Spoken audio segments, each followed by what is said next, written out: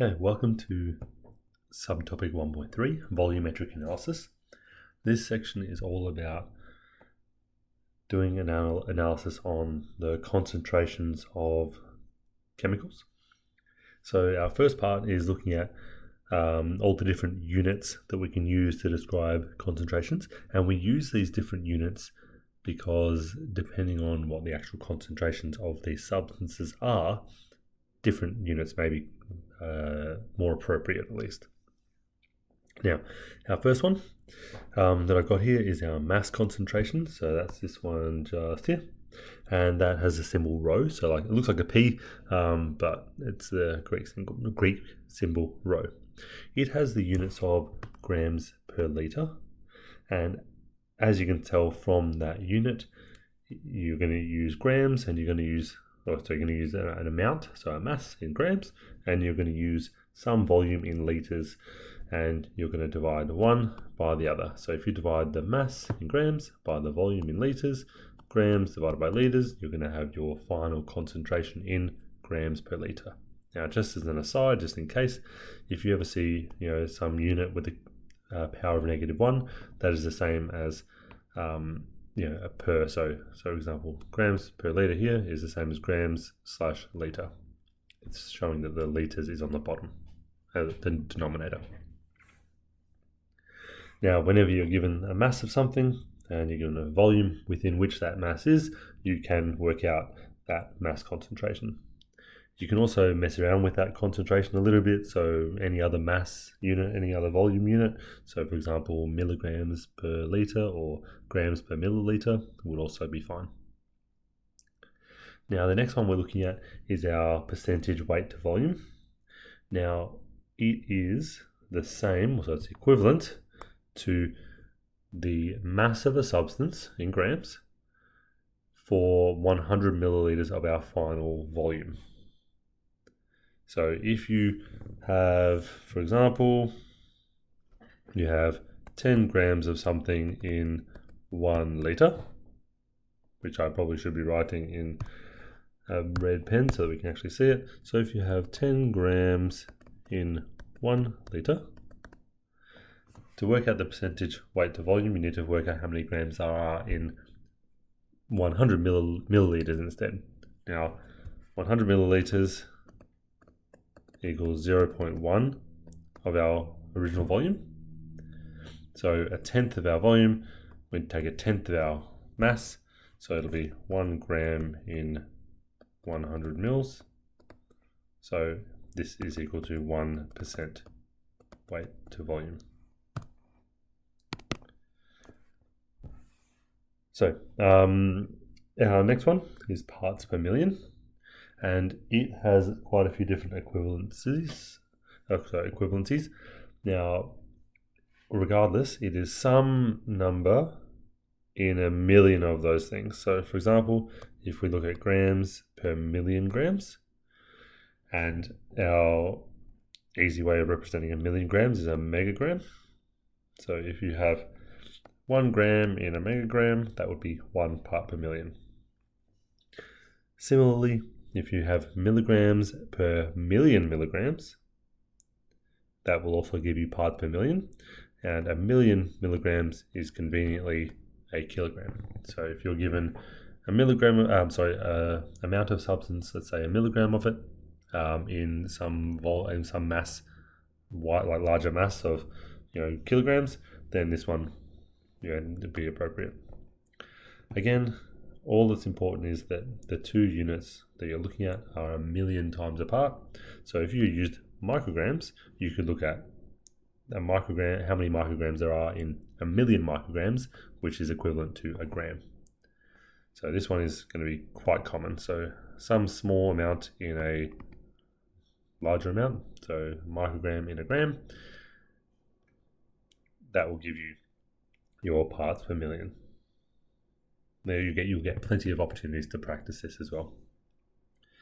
Now, if instead you have an even smaller quantity of a substance, you could use parts per billion instead. Parts per billion is a concentration roughly 1,000 times smaller So 1 part per million is 1,000 times bigger than 1 part per billion. But if we fill this in, which is why I've left those spots blank, if you have grams per billion grams, that will give us our parts per billion. Now, if we drop the grams by 1,000, we'd have to drop the mass that is in by 1,000 as well. So grams per billion grams, that is mega goes to giga, so that is grams per gigagram. This one will be here milligrams per megagram, which is 1,000 times smaller, so we're just dropping by 1,000 each time. Micrograms per kilogram, and 1,000 times again nanograms per gram. So if you have a really small amount, so nanograms of a substance, and you have the mass in grams of how much it's in. So for example, if it's if we have 10 nanograms in 10 milliliters of water, that is equivalent to 10 grams of water. So we'll have how many nanograms in how many grams will equal to 1 part per billion. Now I'm going to go back up because I did forget to mention a particular part. When we look at this little drawing here, you can see just how we're getting between our parts. So a milligram is 1,000 times smaller. So yeah, 1,000 times smaller than a gram, which is 1,000 times smaller than a kilogram.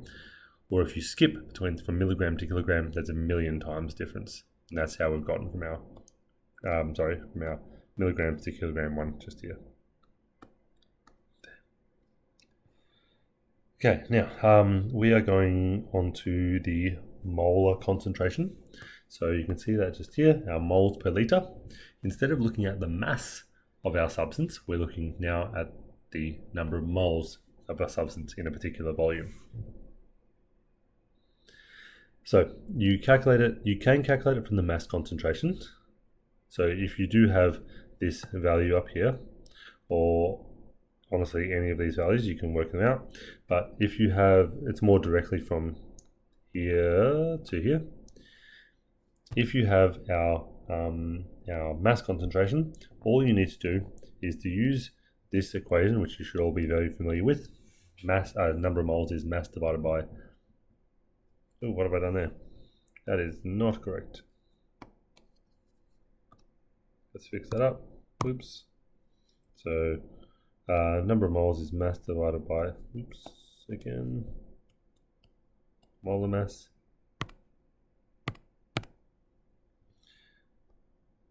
Here we are. Let's get rid of that. Cool. And if we use this formula, which you should be very familiar with, if you take a mass in the form of our mass concentration up here, and you divide it by the molar mass, you are going to get your concentration in moles per liter instead. So if we take this mass concentration, which is mass divided by volume, and you divide both sides by the molar mass. So if you take your mass concentration divided by molar mass, it's the same as taking our mass divided by volume, divide that by molar mass, and we know these two together is the same as N. So dividing our mass concentration by molar mass is the equivalent of doing N over V, which is our molar concentration C. That gives us our N, which is the number of moles, over our volume, which will be in liters, giving us our final value in moles per liter.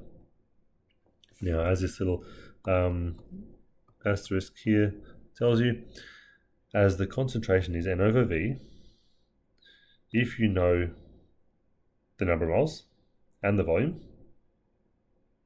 then you can just directly work out this molar concentration. You don't have to convert it from mass concentration. Now, if you don't know, So you should, you'd be, let's say you're given the volume, but you don't know the number of moles because you're just given the mass. You can directly work out N by dividing mass by molar mass and then chucking it into this equation just here. So you don't have to do all this fancy stuff. Okay. Now, moving on, we have our next little section. I'll get the red pen out so I can fill in some gaps. Now, when you have chemical reactions, they're going to show or tell you quite a bit about the calculations you'll have to do later. So, for example, when you have an equation, there are going to be stoichiometric coefficients, so the numbers in front of your chemicals, which will help you work out, the ratios of all your different substances. Now, in this particular case, we need to balance this equation first. Now, I've shown you with highlighting that there's meant to be something there, but let's work it out together. Now we have, I might actually use the pen, the red just to go with it for now. Now we have 1 calcium and 1 calcium, so that is okay. The issue is that calcium chloride has 2 chlorines, whereas on the left-hand side of our equation we only have our 1 here. So that is giving us a hint that we're going to need multiple of those. So let's fix that up.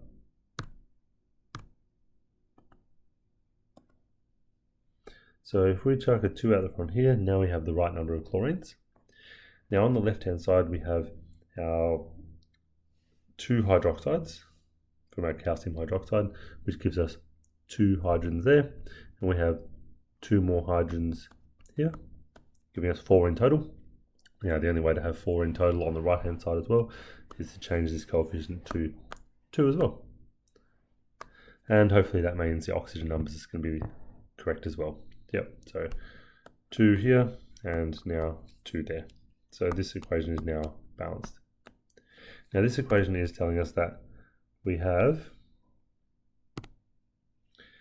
again, this is getting a bit silly, no, it's all right. So this equation is telling us that for every 1 calcium hydroxide that's reacting, it's going to react with 2 times as many moles of HCl. It's going to make 1 mole of calcium chloride and 2 moles of water. Now, if any of these substances are unknown, but some are known, we can use these ratios to help us calculate the unknown. So, again, there's a little bit missing here that I need to fill in. So the above reaction example shows that for every 1 mole of calcium hydroxide, you are going to make 1, oh wait, it's already written there. My mistake.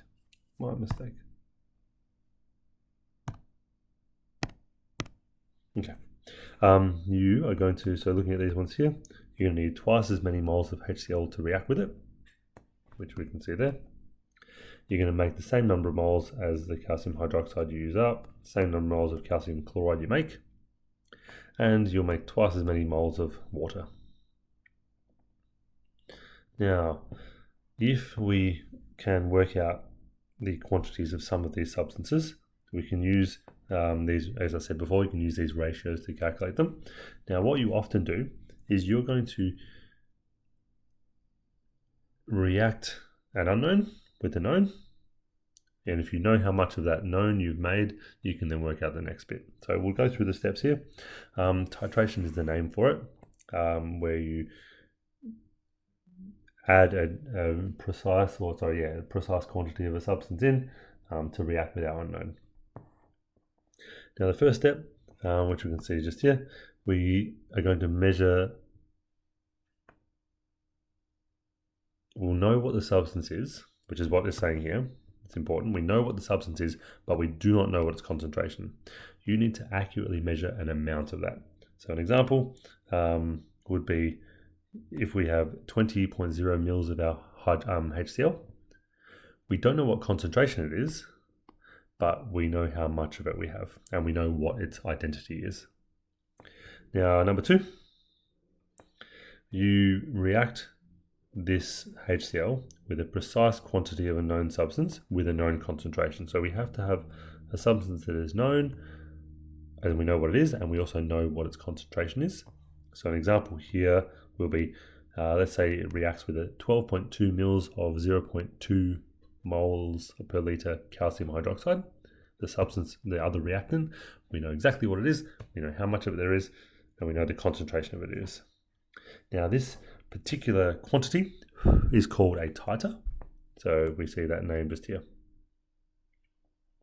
Now I've put a little note up here, and the important thing here is that when you are reacting these two substances together, you do need to know exactly how much of that known substance with a known concentration you need to react. Now, when you're reacting the two together, there's got to be some way for you to work out whether the reaction's finished or not. For example, if you're taking two clear substances and you're making a third clear substance, you can just keep adding forever, and you wouldn't actually know when you've actually reacted the right amount together. In this particular case, for example, we are losing an acid, so we could monitor the pH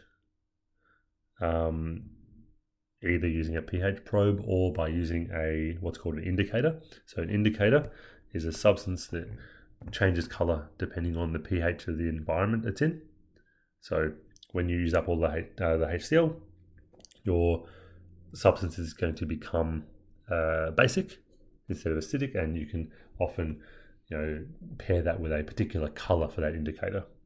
Regardless, let's assume that we know that this 12.2 has reacted with all of our HCl, all the moles of our HCl. We can go on to step 3. We use the ratios from above in our chemical equation. We use these ratios to work out the number of moles of our unknown substance. So for example, this is our known concentration and volume.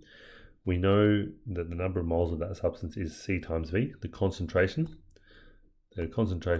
times by our volume.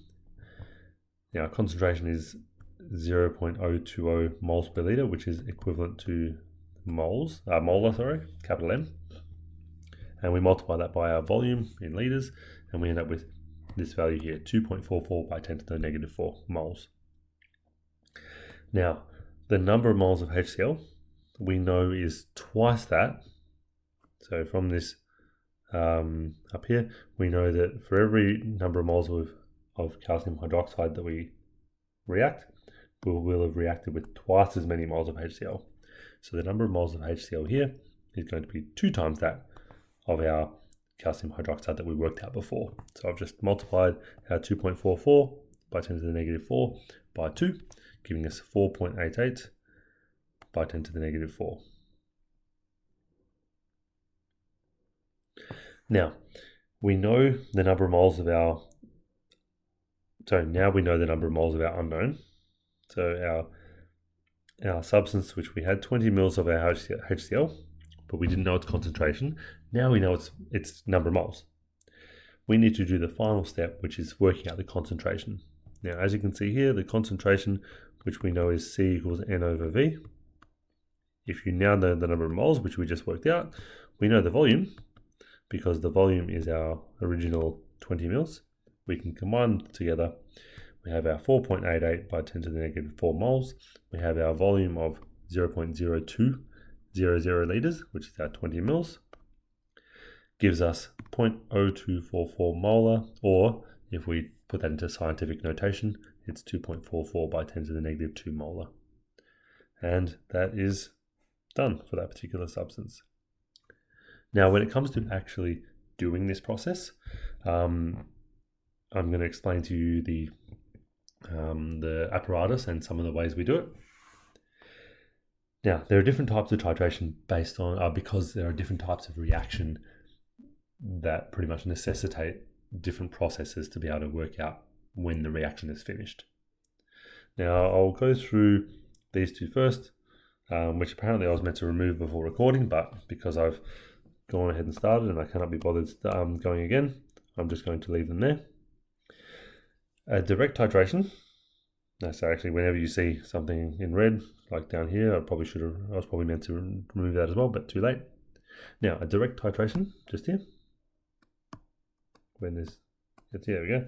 Direct titration is where while you're mixing the two substances together, you can see when the two have reacted completely. So direct titration, you can see the endpoint being when the two reactants are combined fully. You can see it directly.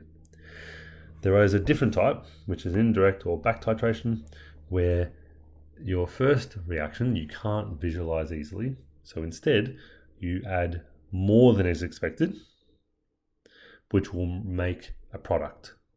So you'll make some product, and the amount of product that you've made, you can work out later.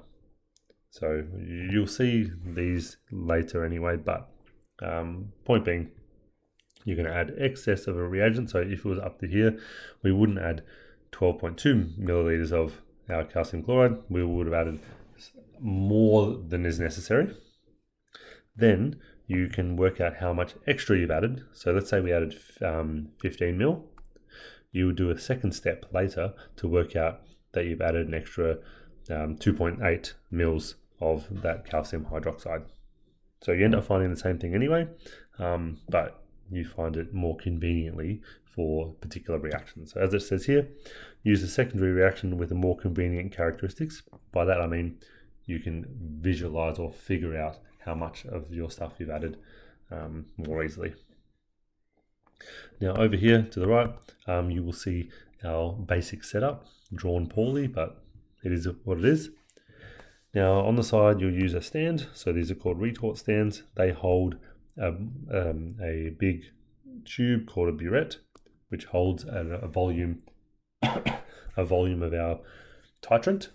Now titrant is the thing that we're adding certain volumes of. Now these are accurate, and you can work out exactly how much of a substance you've added. So if you look at, let's say you read where the level was at the start, you add some into your conical flask, and then you read where it ends up, you can work out how much you've added. Now this, the retort stand is attached to a clamp holding the burette. The stopcock here is a little valve that you can turn to let some titrant flow out of the burette, as well as obviously stopping it.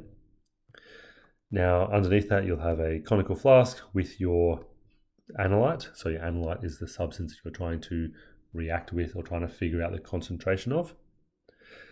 Now as you add it, you're going to be looking for some particular reaction to occur, or you're going to add a known quantity of the other stuff. But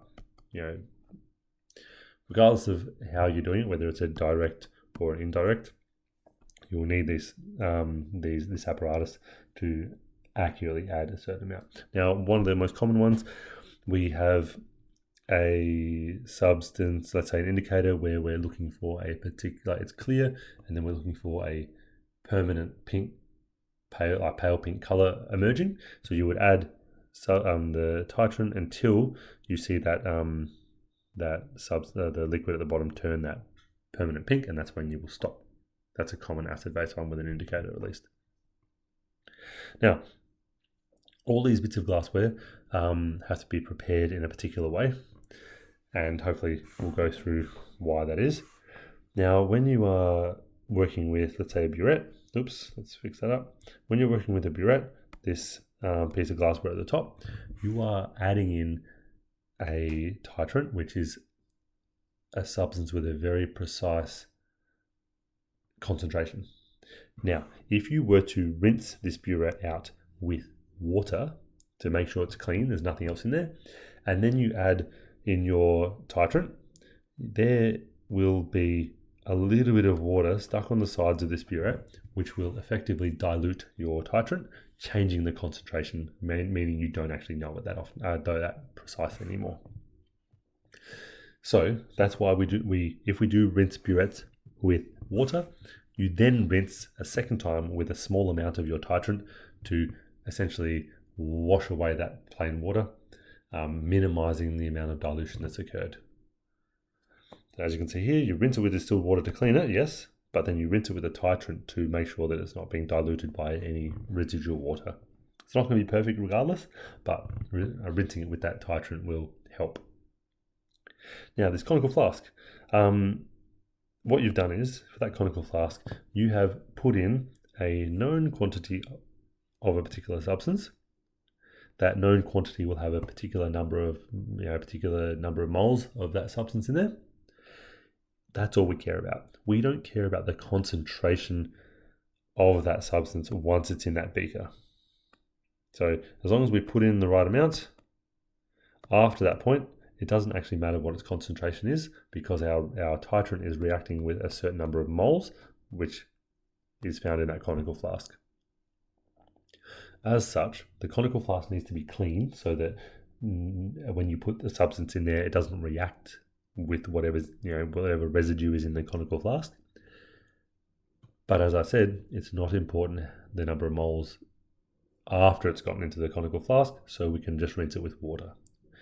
If anything, if you rinse it with the substance that you're going to put in there, the residue in there actually has more of that substance, so that means the number of moles you've added is not accurate anymore. Any residual water has no effect on the number of moles of analyte that you added to the flask. If anything, you definitely do not want to rinse it with anything else, because that will change the number of moles in there. So clean water for the conical flask.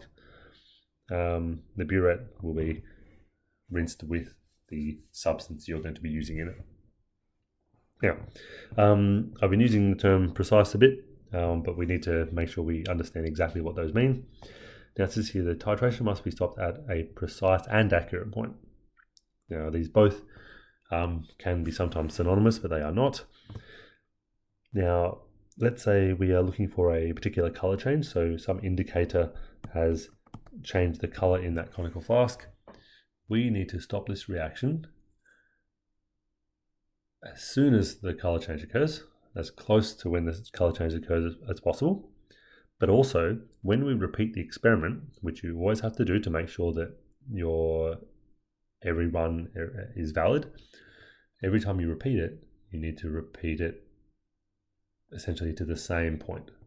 So if you, for example, let's say you are looking for a pink color and you get that one the first time, and then you do it a second time and you get a much lighter pink because you didn't add as much of your substance, and then the third time you get an even different color pink. Actually, no, let's just go back with the first one. Now, what you've done in this particular case is these two, you've gone too far. Actually, I should write it in, draw it in red so that we can see it. So, inaccurate, because both of these, we're looking for that very pale pink color, and you've gone and it's too strong of a pink. So both of them are inaccurate, but together, whoops, that's not right. They are precise together. So if I did this 3 times and they all had the same pink, and I get the same amount of stuff that I've added in, that is precise. But in this particular case, it would be inaccurate because it's too pink. If we look at all 3 of them together, we have 2 that are inaccurate, 1 that's a bit closer, but overall I'm imprecise because I'm varying too much. So I'll just get rid of all this because not really necessary. If we have something with precision, it's how consistently you can get the same values. So if you're trying to look for a particular pink color, how consistently you can get that same pink color every time you do a fresh run. Now the accuracy, if you're looking for when that first pink color changes, how close is it that you're getting to that point? Now you can be both. You can be both precise and accurate.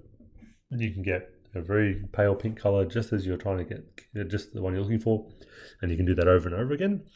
Great, you're precise and accurate. Most commonly, people are going to be precise. They'll get the same pink color, but it's a little bit darker than it should be, in which case they're not quite as accurate as they could be. Now, you don't always just have to look for a color change. You can use electronic methods. We don't really do them in class, but you can. And that would be something like a pH meter, where you're doing your reaction until the pH reaches a particular point. Again, you get the same thing. You're looking for a particular pH. You're looking for, let's say, pH of 7.2. And if you stop at 7.2 every time, that's accurate because you've gotten the right value. It's also precise because you've stopped at the same spot. If you get 7.2, 7.5, 7.4, you're not that close to the real value, so you're not accurate. You're also not precise because all your values are different. Okay, I know that was a lot of information. Hopefully not too much. Have fun.